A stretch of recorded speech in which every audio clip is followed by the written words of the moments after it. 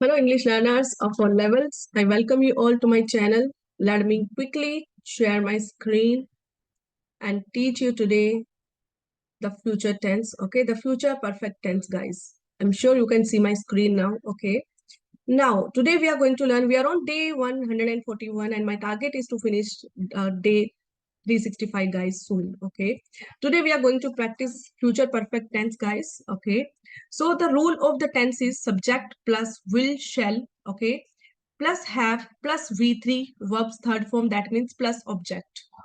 Okay, तो कोई भी चीज हम जैसे गाइस बोलते हैं कि मैं ये काम करूंगा, उसने ये काम कर लिया होगा, सॉरी, ओके, वो वहां पे पहुंच चुका होगा, वह खाना खा चुका होगा, मैं जब वहां पहुंचूंगी वो वैसा कर चुका होगा, उस केस में हम फ्यूचर परफेक्ट टेंस यूज करते हैं गाइस। और ये बहुत कंफ्यूज करता है लोगों को एक्चुअली।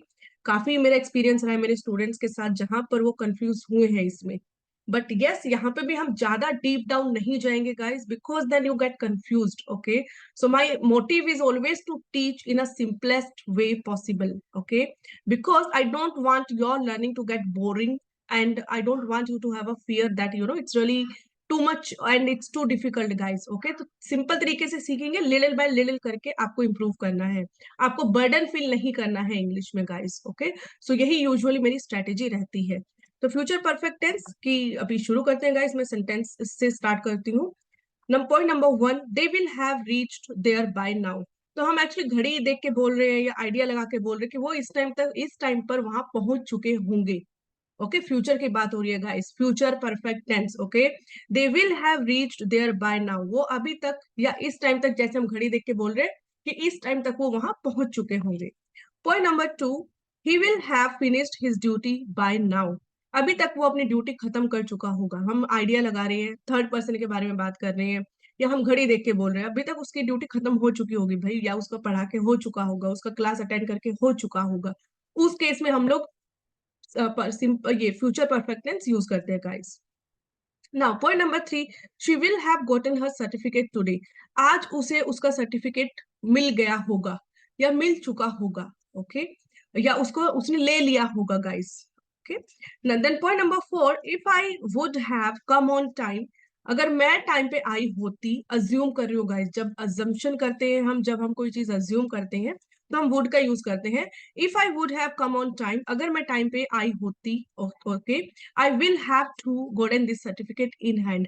मुझे भी यह सर्टिफिकेट टाइम मिल गया होता हाथ में। Okay, I am reading it, rereading it for you. If I would have come on time, I will have to gotten this certificate in hand. अगर मैं टाइम पे आई हुई होती तो मुझे भी ये सर्टिफिकेट हाथ में मिल चुका होता। ओके, सो गाइस, कंफ्यूज नहीं होना है। सिंपल जो स्ट्रेटजीज बताई जा रही है, you just stick to them, follow the guidelines, बहुत क्लैरिटी मिलेगी इंग्लिश में गाइस, और आप फ्लुएंसी के लेवल पे पहुंचते हो। सेल्फ प्रैक्टिस के लिए मेरे वीडियोस हैं जो आपको हेल्प करेंगे, और लाइव प्रैक्टिस आपको करनी है। आपको लगता है रियल में आपको कंफर्टेबल होना है इंग्लिश में, कंफर्टेबल लेवल पे पहुंचने के लिए guys, you definitely need live practice, तो उसके लिए आप क्लासेस ज्वाइन कर सकते हो। Okay, then point number six guys, his boss must have scolded her. उसके बॉस ने उसे पक्का डांटा होगा। मतलब हम श्योर है किसी पर्सन के बारे में, हमारे फ्रेंड के बारे में, रिलेटिव के बारे में, ओके, किसी के भी बारे में भी, ओके, उसके बॉस ने, his boss must have scolded her, उसके बॉस ने उसे डांटा होगा, मतलब झाड़ा होगा। Then point number seven, if I if he would have met me, if he would have met me, met him, sorry guys, I'm sorry, if he would have met him, they will have gone to college by now। अगर वो उसे मिला हुआ होता, अगर वो उसे मिल गया होता, तो वो लोग अभी तक कॉलेज जा चुके होते। ठीक है, तो कंफ्यूज कंफ्यूज करता है ये टेंस गाइस। मेरे को ये बोलना चाहिए कि ये one of the most difficult tense है। ठीक है, जो आपको टाइम लगेगा समझने के लिए, और प्रैक्टिस है, आप इसी चीज के 20 सेंटेंस बनाओ अपने एंड पे, और रियल लाइफ के सेंटेंस बनाने हैं गाइस। मैं हर वीडियो में यही बोलती हूँ, रियल लाइफ के सेंटेंस आपको बनाने हैं। जब भी आप कोई चीज बोलते हैं, माइंड में आती है, उसको थिंक करना है आपको इंग्लिश में, और आपको सेंटेंस बनाना है। Okay, so let me read it for you. If he would have met him, अगर वो उसे मिला हुआ होता, they will have gone to college by now, अभी तक तो कॉलेज पहुंच चुके होते। इसका मतलब वो बंदा अभी भी कॉलेज पहुंचा नहीं है, वो लोग गए नहीं है कॉलेज में, अटक गए हैं। लेकिन अगर वो उसे मिला होता तो पहुंच चुके होते। हो सकता है सामने वाले के पास बाइक होती, या उसे रास्ता पता था, तो उस एंगल से हम ये चीज बोल रहे हैं। Now point number eight, if I would have been at home by now I will have taken my dinner. तो अगर शायद मैं बाहर हूं अभी, हम इमेजिन कर रहे हैं अगर इस टाइम पे मैं घर में होती, अज्यूम कर रही हूँ मैं, ठीक है, कि इस टाइम पे अगर मैं घर पे होती अभी तक तो मेरा डिनर हो चुका होता। Okay, so future perfect tense guys इसी को बोलते हैं जब हम फ्यूचर की बात करें, ऐसा काम हो चुका होता। Okay, then point number 9, she will have taken her meal before bed. मतलब हम पक्का पता है इस जिसके भी बारे में हम बात करें उसने अपना खाना सोने से पहले ले लिया होगा, क्योंकि हम जानते हैं पर्सन को अच्छे से कि वो खाना खा के ही सोती है, तो उसने अपना she will have taken her meal before bed, because हम जानते हैं पर्सन को क्लोजली, उसने पक्का वो खाना खा के ही सोई होगी, हमें पता वो भूखी नहीं सोती है। Okay, now point number 10, he will have boarded his train. Okay, उसने अपनी ट्रेन ले ली होगी, इस टाइप पे हम जनरल डिस्कशन कर रहे हैं यहाँ पे, उसने अपनी ट्रेन ले ली होगी, वो चढ़ चुका होगा ट्रेन में। Then point number 11, he will have scored highest marks. उसने हाईएस्ट मार्क्स लिए होंगे, क्योंकि शायद मैंने उसको हार्ड वर्क करते हुए देखा है, और या फिर वो बंदा हमेशा हार्ड वर्क करता है या हमेशा हाईएस्ट मार्क्स आते हैं, तो मैं बोल रही हूँ सामने वाले के बारे में, उसने अच्छा स्कोर कर लिया, हाईएस्ट मार्क्स ले लिए होंगे। फाइन गाइस, सो इस हर एंगल से मैंने कोशिश किया है सेंटेंस को कवर करने का।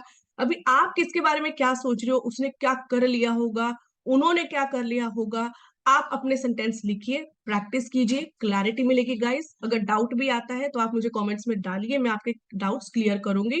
आई will revert back to your doubts guys. Okay, आप कमेंट्स में कभी भी कोई भी वीडियो देखते हो आप कमेंट्स में डाल सकते हो आपका doubt, and then I will get back to you guys, I will sure that I will reply to you guys. Okay, so आप लाइव प्रैक्टिस के लिए गाइस कभी भी कनेक्ट कर सकते हो। ओके, मेरे बैचेस चलते हैं अलग अलग टाइम पे, आप लाइव प्रैक्टिस कीजिए, इंग्लिश की सेल्फ प्रैक्टिस करनी है तो आपके पास मेरे वीडियोस है, प्रैक्टिस कीजिए, सुनते रहिए, सुनने से भी आपको बहुत हेल्प मिलती है। इंग्लिश के 4 पैरामीटर्स होते हैं guys, that is reading, writing, listening and speaking, ये सब हैंड इन हैंड चलना चाहिए गाइस। ओके, कोई भी पैरामीटर आपका छूटना नहीं चाहिए। अगर आप राइटिंग में अच्छे हो लेकिन लिसनिंग में पुअर हो तो गड़बड़ है गाइस इंग्लिश में। अगर आप राइटिंग में अच्छे हो लेकिन स्पीकिंग में पुअर हो तो वो भी नहीं चलेगा गाइस, राइट। और अगर आप स्पीकिंग में अच्छे हो लेकिन फिर आप कहीं ना कहीं राइटिंग में अटकोगे लाइफ में, या सुनने में अच्छे नहीं हो तो आप सुनने का प्रॉब्लम रहेगा, आप आंसर रॉन्ग करोगे सामने वाले को। तो इंग्लिश के 4 पैरामीटर्स है जो हैंड इन हैंड चलने चाहिए, और मैं मेरी क्लासेस में जो मेरी लाइव क्लास होती है स्टूडेंट्स के साथ, उसमें मेरी यही कोशिश रहती है कि मैं सारे पैरामीटर्स कंटिन्यू रखूं हर क्लास में। Fine, guys. So I'll take your leave here. Keep practicing. I wish you best of luck and good luck always. Okay. Keep learning, keep practicing. I'll come back soon with the next video. Thank you so much, guys.